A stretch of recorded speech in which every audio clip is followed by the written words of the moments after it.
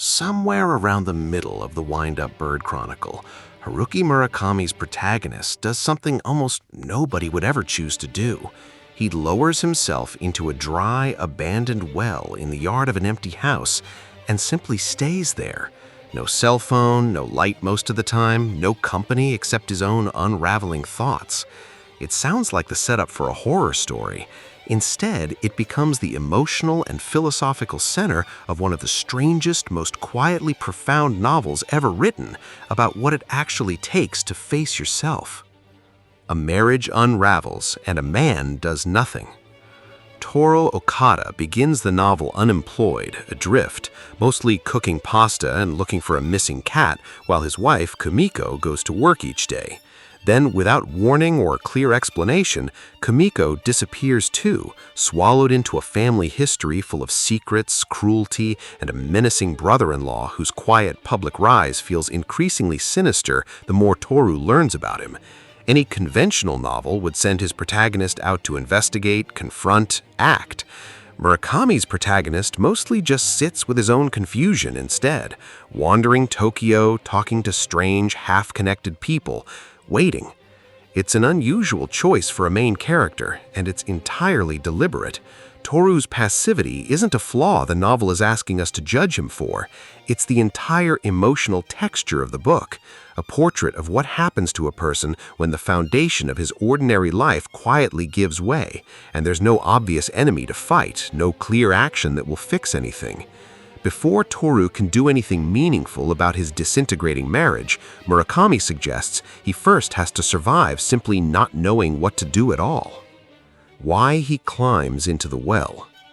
Eventually, Toru makes an unusual decision. He asks permission to use the dry well in a neighboring abandoned property, climbs down into it, and stays there for hours, then days, sitting in near total darkness with nothing but his own thoughts for company.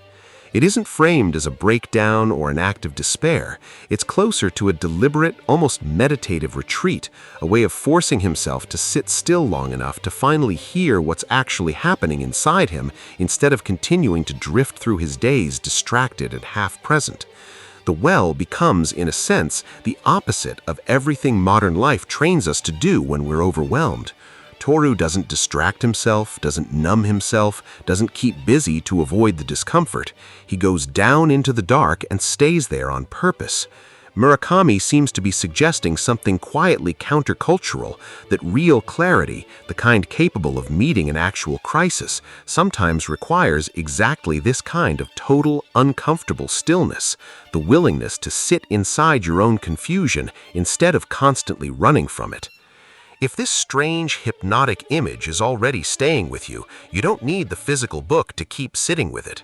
You can listen to the Wind-Up Bird Chronicle as an audiobook through Amazon Audible, at work, in the car, or during any of those moments in your day when actually sitting down to read isn't realistic. Right now, you can try the subscription for practically nothing, and I'll leave the link down in the description if you're curious. The well as a door to somewhere else. As Toru spends more time in the well, the novel stops behaving like a realistic story about a failing marriage and starts sliding into something far stranger. He begins slipping through the well's walls into dream-like, hotel-like spaces that feel more psychic than physical, encountering pieces of the past he has no ordinary way of accessing. Around this same time, an old war veteran named Lieutenant Mamiya tells Toru about his own experience of being lowered into a well decades earlier during brutal, dehumanizing violence in wartime Manchuria, violence so severe that it permanently altered how Mamiya understands meaning, faith, and his own place in the world. Murakami is doing something quietly audacious here, connecting one ordinary man's private domestic crisis to a much older, much larger wound in Japan's collective history. The well stops being simply a place Toru hides from his problems and starts functioning almost like a passage, a place where personal trauma and historical trauma turn out to be more connected than they first appear. Toru's small private unraveling and Mamiya's decades-old wartime horror end up occupying the exact same dark enclosed space, as though some kinds of pain simply echo forward through time until someone is finally still enough to hear them. Passivity that becomes its own kind of power. Here's the strangest twist in Toru's story.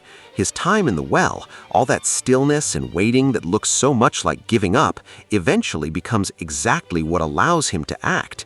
It's from inside that darkness that he gathers the clarity and something closer to psychic resolve to finally confront the sinister influence his brother-in-law holds over his family, and to begin fighting, in whatever strange, dreamlike way this novel allows, for Kimiko's return.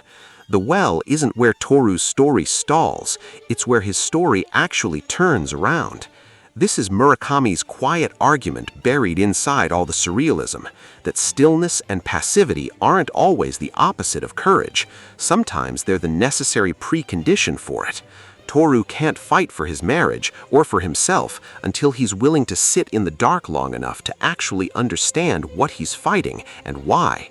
The novel suggests that the parts of ourselves we're most tempted to keep running from are often exactly the parts we need to sit with first, before we're capable of doing anything about them at all.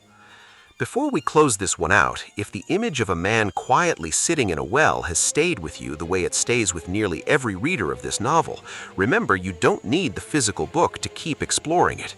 The full audiobook of the Wind-Up Bird Chronicle is available through Amazon Audible, so you can listen during your commute, at work, or in any moment when picking up an actual book isn't realistic.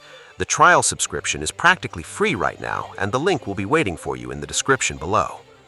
In the end, the Wind-Up Bird Chronicle isn't really a novel about a missing cat or even a missing wife. It's a novel about what it actually costs and what it eventually gives back to sit still inside your own darkness long enough to understand it. Murakami doesn't promise that clarity arrives quickly, comfortably, or even fully explained. He simply suggests that some kinds of strength can only be found at the bottom of a well, in the dark, waiting for something true to finally surface. Remember to subscribe, comment, like, and see you next time.